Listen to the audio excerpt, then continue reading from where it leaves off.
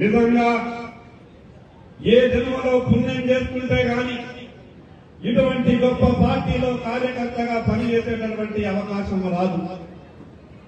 ఈ రోజు కేవలం ఒక భారతీయ జనతా పార్టీకే సాధ్యమైంది. పోలింగ్ బూత్ అధ్యక్షులు, రాష్ట్రాలకు ముఖ్యమంత్రులుగా, పోలింగ్ బూత్ లో పనిచేస్తున్నటువంటి కార్యకర్తలు దేశానికి ప్రధానమంత్రులుగా,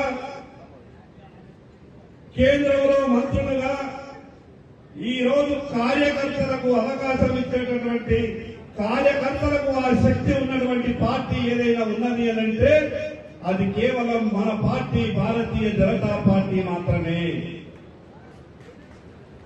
మొన్ననే కాంగ్రెస్ పార్టీ అధికారంలోకి వచ్చింది.